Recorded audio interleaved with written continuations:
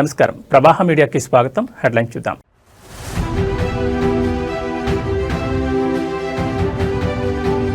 ఈటికాపుర సంక్రాంతి మహోత్సవాల్లో ఉత్సాహం, పాల్గొన్న deputy CM Pawan Kalyan.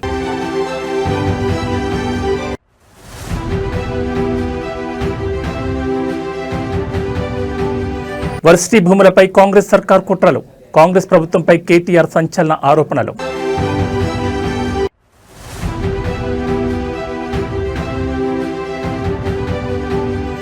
SLBC plan B అమలుకు సన్నాహాలు, మన్నేవారిపల్లి అవుట్లెట్ నుంచి టీబీఎం తొలగింపు.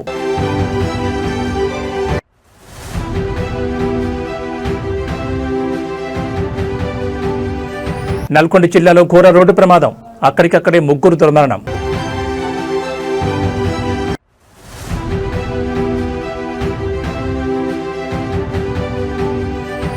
శ్రీవారి మెట్టు మార్గంలో చిరుత సంచారం, నడక మార్గాన్ని తాత్కాలికంగా మూసేసిన టీటీడీ. ఇక వివరాలు చూస్తే ఏపీలో సంక్రాంతి సందడి మొదలైంది. ఉభయ గోదావరి జిల్లాలతో పాటు కృష్ణా, గుంటూరు జిల్లాలో సంక్రాంతి సంబరాలు, ముగ్గుల పోటీలతో పండగ శోభ 4 రోజుల ముందే వచ్చేసింది.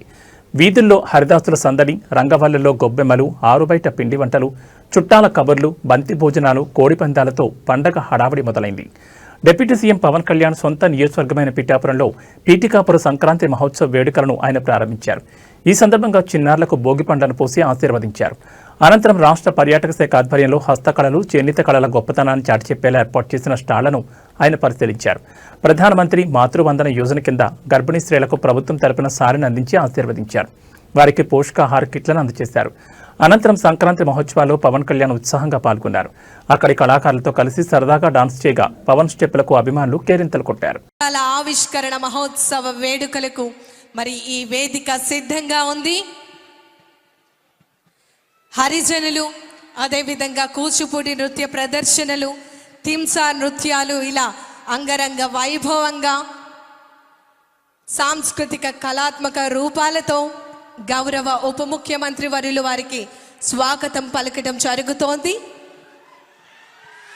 గట్టిగా చప్పట్లతో, కళాకారులతో వారు కూడా నేరుగా పాల్గొని సాంస్కృతిక కార్యక్రమాలతో వారు అందరూ కూడా వారిని ఎంతగానో ఎంకరేజ్ చేస్తున్నటువంటి సందర్భం మనం చూస్తున్నాం.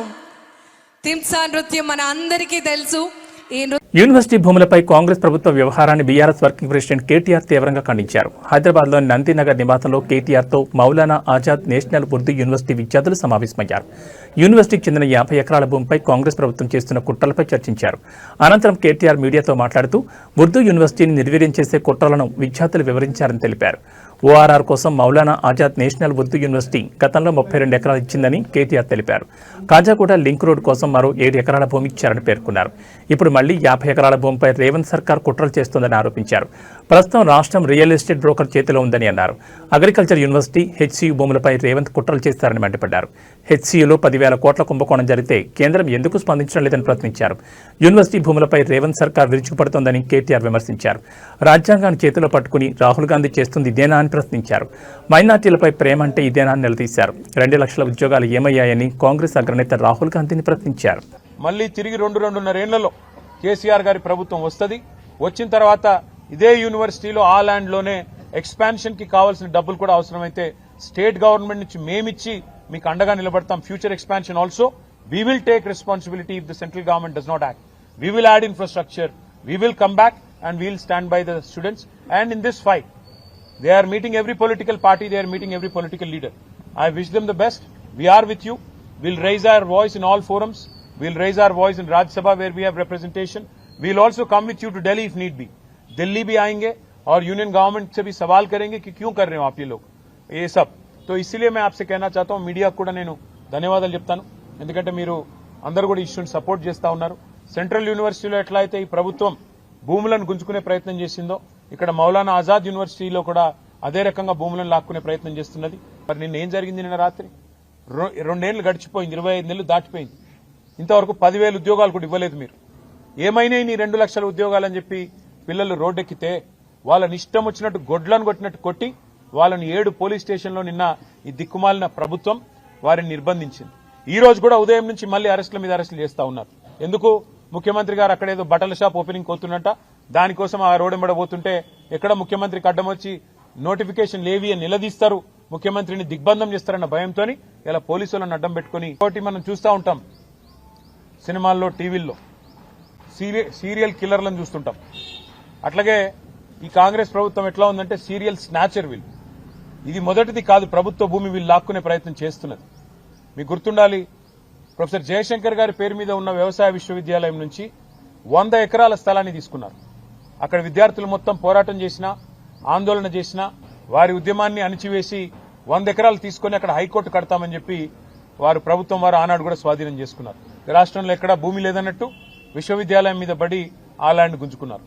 ఆ తర్వాత హైదరాబాద్ సెంట్రల్ యూనివర్సిటీలో కూడా ఇదే రకమైన రియల్ ఎస్టేట్ దందా, ఇదే రకమైన రియల్ ఎస్టేట్ వ్యాపారం అక్కడ కూడా చేసే ప్రయత్నం చేసి 400 ఎకరాలు అక్కడ మరి యూనివర్సిటీ భూమిని కూడా తీసుకునే ప్రయత్నం చేస్తే చివరికి సుప్రీంకోర్టు చీఫ్ జస్టిస్ ఆయన స్వయంగా బిఆర్ గవాయి గారు, ఆయన గ్రీన్ బెంచ్ కూడా ఆయనే చూస్తారు కాబట్టి సువమోటోగా ఆయన తీసుకొని ఆదేశాలు ఇచ్చేదాకా వీళ్ళు ఇక్కడ రాష్ట్ర ప్రభుత్వం పట్టించుకోలేదు, కేంద్ర ప్రభుత్వం కూడా పట్టించుకోలేదు. సెంట్రల్ యూనివర్సిటీ భూమి అయినప్పటికీ కేంద్రము స్పందించలేదు.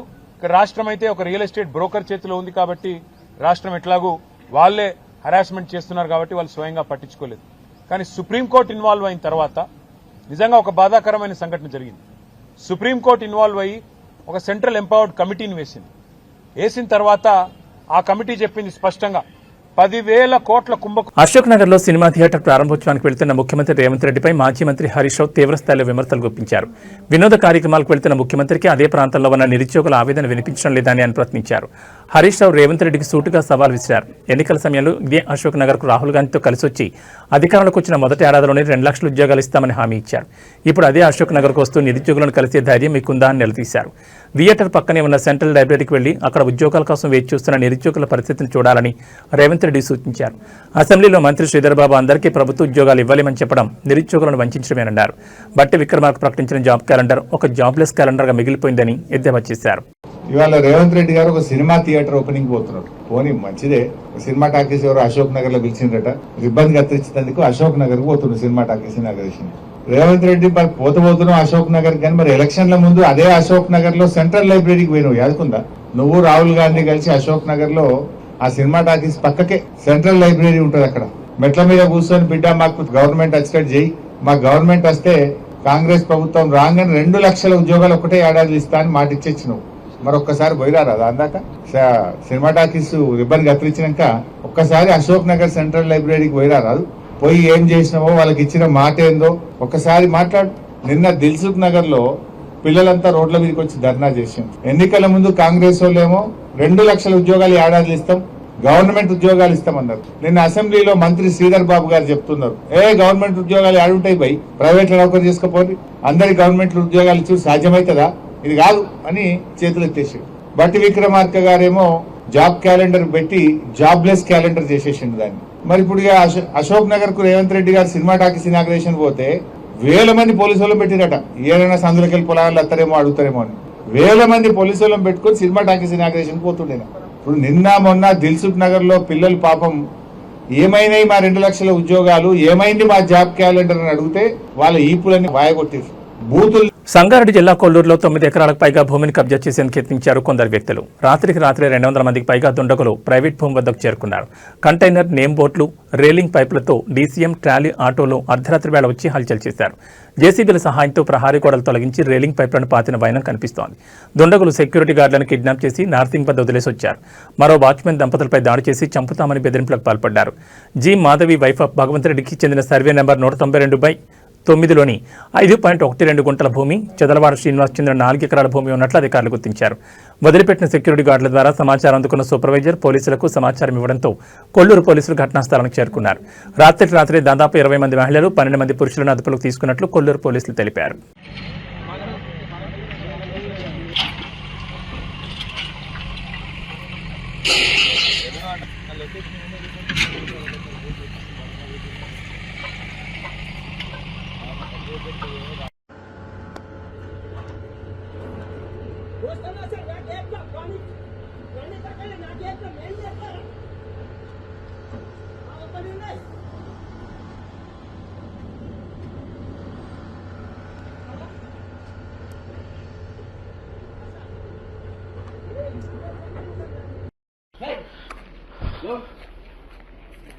ఇంకా తెల్లారలే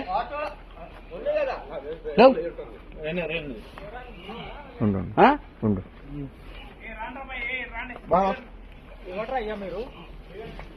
మీద ఆటో అవును సార్ అవును. తిరుమలలో మందు బాటిల్స్ లభ్యమైన విషయంలో ఇప్పటికే కేసు నమోదైంది. వైసీపీ చెందిన కోటి అనే కార్యకర్తతో పాటు ఓ మీడియా ప్రతినిధిని పోలీసులు అరెస్ట్ చేసిన విషయం తెలిసిందే.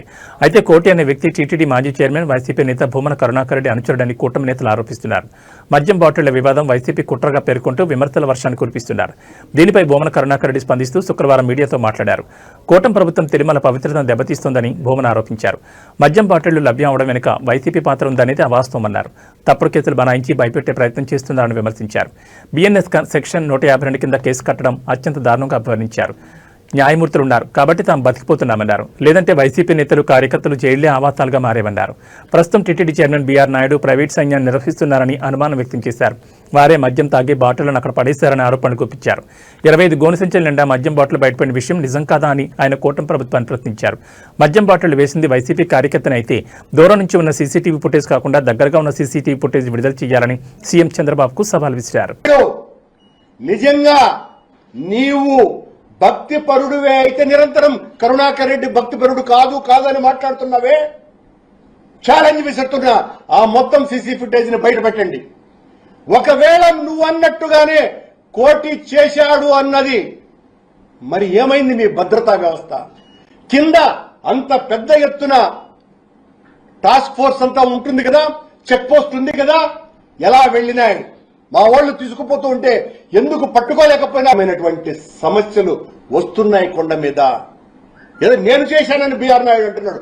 బీఆర్ నాయుడు, నేను చెప్తున్నా, నీ ప్రైవేటు సైన్యం, నీ దళారీ సేన తాగి పారేసి ఉండవచ్చు. నీకెక్కడ భక్తి ఉంది? నువ్వు నీ అరాచకాలకు అంతెక్కడుంది? ఎలా వచ్చాయి నీకు ఇన్ని వేల లక్షల? తిరుమల శ్రీవారి మెట్టు నడక మార్గంలో మరోసారి చిరుత సంచారం కలకలం రేపింది. ఈ మార్గంలో 400 మెట్టు సమీపంలో చిరుత సంచరిస్తున్నట్లు కొందరు భక్తులు గుర్తించి వెంటనే టీటీడీ అధికారులకు సమాచారం అందించారు. దీంతో భద్రతా సిబ్బంది హుటాహుటిన ప్రాంతానికి చేరుకుని పరిస్థితిని సమీక్షించారు.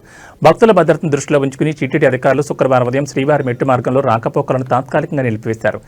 మార్గం మొత్తం విస్తృతంగా తనిఖీలు చేపట్టి చిరుత కదలిక లేవని నిర్ధారించుకున్న తర్వాత భక్తులను తిరిగి అనుమతించారు. ఈ నేపథ్యంలో భక్తులు అప్రమత్తంగా ఉండాలని, ఒంటరిగా కాకుండా గుంపులుగా ప్రయాణించాలని అధికారులు సూచించారు. పరిస్థితిని నిరంతరం పర్యవేక్షిస్తున్నామని, భక్తులు భయపడాల్సిన అవసరం లేదని భరోసా ఇచ్చారు. గత కొంతకాలంగా అలిపిరి శ్రీవారి మెట్టు మార్గంలో చిరుతలు, ఎలుగుబంట సంచారం తరచుగా నమోదవుతుండటంతో భక్తులు ఆందోళన చెందుతున్నారు. ఇప్పటికే టీటీడీ ఆయా ప్రాంతాల్లో సీసీ కెమెరాలతో నిఘాను పటిష్టం చేసింది. రాత్రి వేళల్లో భక్తులను గుంపులుగా అనుమతించడం, అటవీ ప్రాంతాల్లో ఆహార పదార్థాలు పడేయొద్దని సూచించడం వంటి జాగ్రత్తలు తీసుకుంటున్న విషయం తెలిసిందే.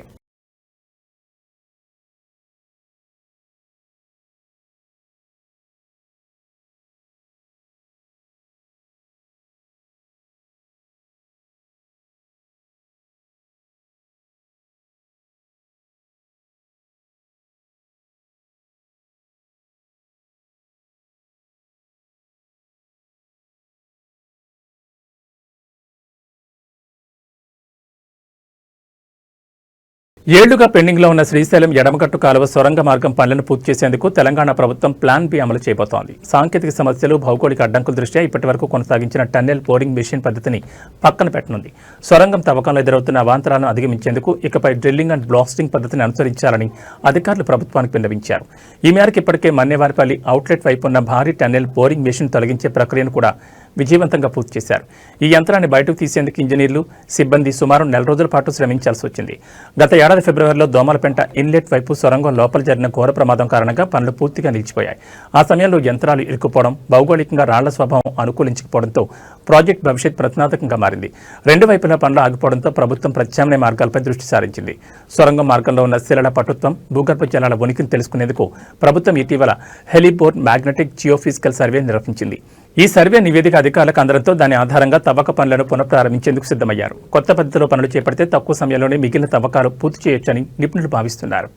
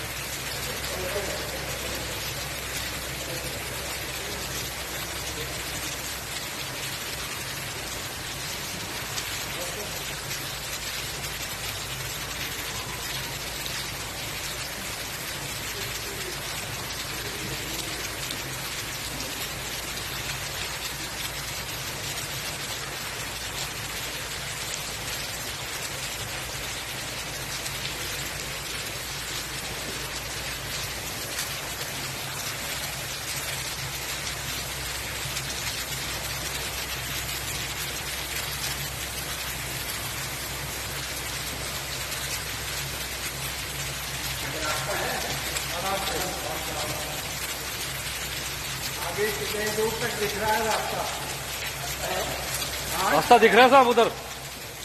ओके, दिख रहा बोल रहे 100 मीटर 150 मीटर होगा।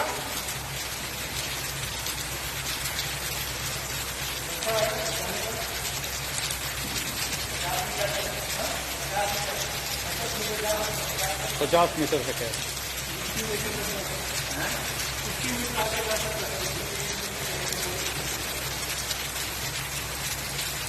कोई दिख रहा है सर?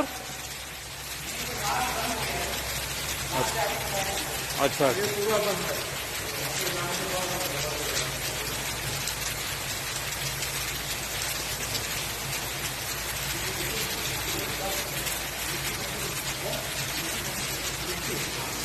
सब मिट्टी भरी हुई है। ओके, हाँ।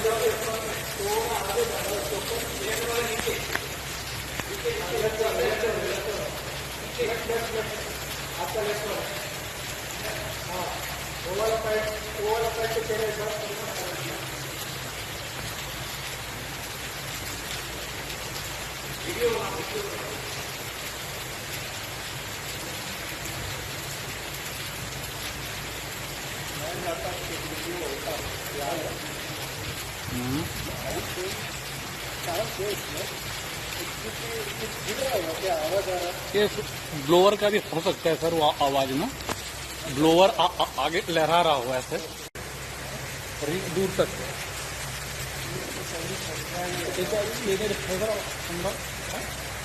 13,500 में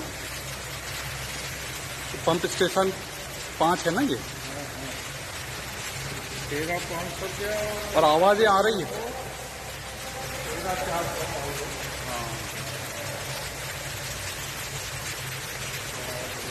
मनोज, श्रीनिवास,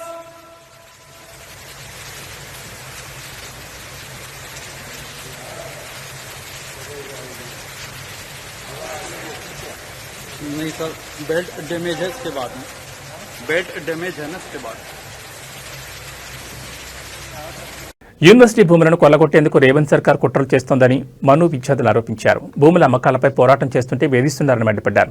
యూనివర్సిటీ భూముల జోలికొస్తే ఊరుకునేది లేదని హెచ్చరించారు. యూనివర్సిటీలో రియల్ ఎస్టేట్ దందా చేస్తే సహించమని వార్నింగ్ ఇచ్చారు. రాజ్యాంగం పట్టుకుని తిరిగేవాళ్లు విద్యార్థులకు అన్యాయంపై స్పందించారా అని ప్రశ్నించారు. హైదరాబాద్ నందినగర్లో నివాసంలో కేటీఆర్తో సమావేశం అనంతరం మను విద్యార్థులు మీడియాతో మాట్లాడారు. రేవంత్ సర్కార్ కుట్రలపై ఆందోళన తీవ్రతరం చేస్తామని హెచ్చరించారు. ఈ వ్యవహారంపై ఎంపీలందరూ వెంటనే స్పందించాలని డిమాండ్ చేశారు. మను భూములపై అధికారులు రాతపూర్వకంగా సమాధానం ఇవ్వాలన్నారు. లేదంటే దేశవ్యాప్తంగా ఆందోళన తీవ్రతరం చేస్తామని హెచ్చరించారు. అన్ని యూనివర్సిటీల విద్యార్థులతో కలిసి పోరాటాన్ని ఉధృతం చేస్తామని తెలిపారు. మను వర్సిటీలో జరుగుతున్న కుట్రలపై కేంద్రం స్పందించాలని డిమాండ్ చేశారు. आप हमको रेवेन्यू जनरेशन की निगाह से देखना बंद करिए, पहली चीज। दूसरी चीज, रियल एस्टेट का बिजनेस आपको करना है तो कैंपसेस से बाहर करने की कोशिश कीजिए। तीसरी चीज, आप ये हमसे सवाल करके ये कह रहे हैं, यहाँ के टूरिज्म मिनिस्टर का बयान आया कि ये एक रूटीन सर्वे है, हम इससे किसी तरह का हंगामा नहीं चाह रहे हैं, लेकिन यही सेम पैटर्न आपने एचसीयू में अपनाया था। अभी बिजनेस का एक स्कूल है, उसमें आप अपना रहे हैं। कहने का मतलब ये है कि तेलंगाना की बुनियाद जिस शर्त पर हुई थी और जिन कुर्बानियों के बाद ये तेलंगाना बना था, वो ये कतई नहीं था कि आप जो है इस हिंदुस्तान को जबानों की बुनियाद पर भी बांटेंगे, रियल एस्टेट की नजरों से भी बांटेंगे, रेवेन्यू जनरेट नहीं हो रहा तो उस बुनियाद पर भी बांटेंगे। और आखिरी चीज ये कि मानू ने जब ये नोटिस देखा और उन्होंने ये देखा कि सारे ग्रुप्स को उन्होंने यूनाइट किया और एक पब्लिक कॉल दी। जब हमने पब्लिक कॉल दी तो हमको थ्रेट किया गया, अननोन नंबरों से मुझे थ्रेट्स आए हैं। ऐसे लोगों की तरफ से थ्रेट्स आए हैं कि आपको आगे का कैरियर नहीं देखना है क्या? आप पीएचडी के बाद कुछ नहीं करना चाहते हैं क्या? हमें मालूम है आप कहाँ रहते हैं। इस तरह के अगर थ्रेट दिए जा रहे हैं सेंट्रल यूनिवर्सिटी में पढ़ने वाले लोगों को, पीएचडी स्कॉलर्स को, हम देख लें कि एजुकेशन के साथ हुकूमत का रवैया क्या है। बीजेपी की पॉलिसी है बेच दो, कांग्रेस ठीक उसी पॉलिसी पर अमल कर रही है। हम डिफरेंशिएट नहीं कर पा रहे हैं यहाँ की गवर्नमेंट में और सेंटर में जो रूलिंग पार्टी है उसमें।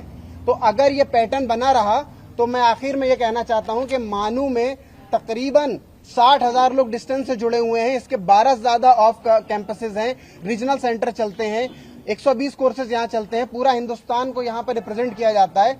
इसके साथ अगर छेड़छाड़ हुई तो पूरे हिंदुस्तान में कांग्रेस की जो इमेज खराब होगी उससे वो उभर नहीं पाएंगे। दूसरी चीज, उर्दू की दुहाई देने वाले, मोहब्बत की दुकान खोलने वाले, अल्पसंख्यकों के रक्षक बताने वाले, खुद को हाथ में संविधान लेकर के न्याय यात्रा निकालने वाले और यहाँ के लोगों से जॉब का वादा करने वाले लोग आज के हथियार रहे हैं एजुकेशनल इंस्टीट्यूशन को, और उनके पास कोई वजह नहीं बची है। तो हम हमेशा से कहते ही आए हैं और कहते रहेंगे कि हमारी नजर में वो सरकार अच्छी है जो इश्यूज पर बात करेगी, कॉमन कॉज। రోడ్డు ప్రమాదంలో ముగ్గురు దుర్మరణం పాలైన విషాద ఘటన నల్గొండ జిల్లా మిర్యాలగూడ బైపాస్ వద్ద ఇవాళ తెల్లవారుజాము చోటు చేసుకుంది. వివరాల్లోకి వెళ్తే బైపాస్ మలుపు వద్ద సిమెంట్ ట్యాంకర్ టర్న్ అవుతుండగా హైదరాబాద్ నుంచి గుంటూరుకు టైల్స్ లోడ్తో వెళ్తున్న డీసీఎం బలంగా ఢీకొట్టింది. ఈ దుర్ఘటనలో డీసీఎంలో ఉన్న టైల్స్ అన్ని అందులో ఉన్న కూలీలపై పడడంతో ముగ్గురు కూలీలు అక్కడికక్కడే ప్రాణాలు విడిచారు. మరో ముగ్గురికి కూడా తీవ్రంగా గాయాలయ్యాయి. స్థానికుల సమాచారం మేరకు స్పాట్కు చేరుకున్న పోలీసులు గాయపడిన వారిని చికిత్స నిమిత్తం ఆసుపత్రికి తరలించారు. ఈ మేరకు కేసు నమోదు చేసుకుని దర్యాప్తు చేపడుతున్నారు.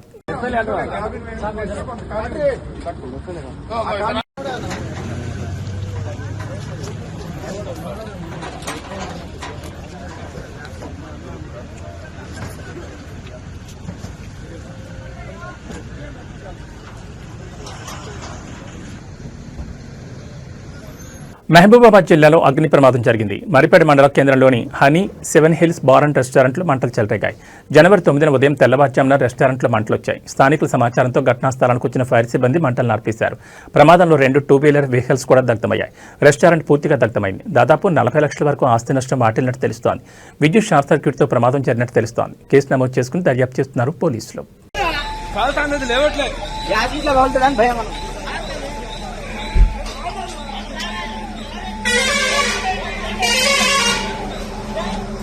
మార్కాపురం జిల్లాలో పెద్ద పులి సంచారం కలకలం రేపింది. దోర్నాల మండలం బొమ్మలాపురం సమీపంలోని దేవలొట్టి వద్ద మేతకు వెళ్లిన ఆవుల మందపై పెద్ద పులి దాడి చేసింది. ఈ దాడిలో ఒక ఆవు తీవ్రంగా గాయపడింది. గమనించిన పశువుల కాపరి కేకలు వేయడంతో ఆవును వదిలేసిన పులి ఒక్కసారిగా కాపరిపై దూసుకెళ్లింది. ఇంతలో కొన్న వారంతా కర్రలతో బెదిరించడం అక్కడి నుంచి జారుకుంది. ఈ ఘటన స్థానికంగా తీవ్ర భయాందోళన రేకెత్తించింది. గ్రామ సమీపంలోని పొలాల వద్ద పెద్ద పులి సంచరిస్తుండటంతో రాత్రి వేళ పంటల కాపలా వెళ్లేందుకు రైతులు భయభ్రాంతులకు గురవుతున్నారు. కరెక్టే కానీ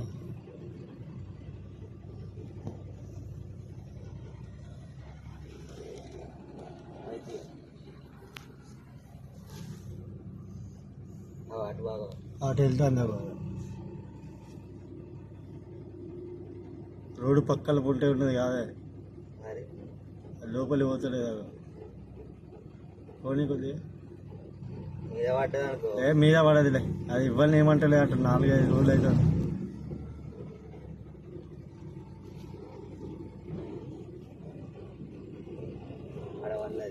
ఉన్నదా?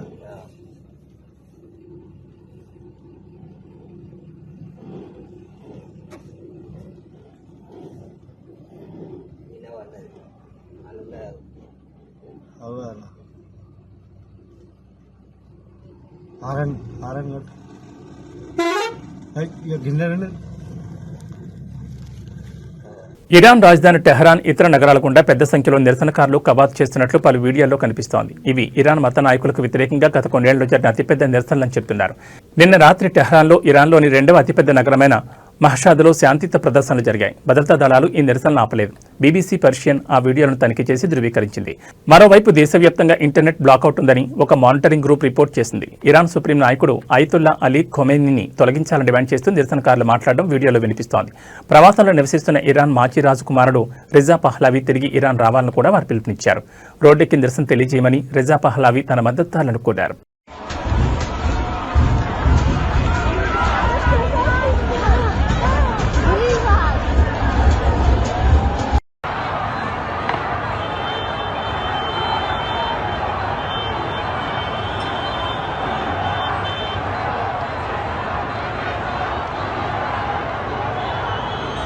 ఇవి ఈ బులెటిన్ విశేషాలు. మరో బులెటిన్లో మళ్ళీ కలుసుకుందాం. నమస్కారం.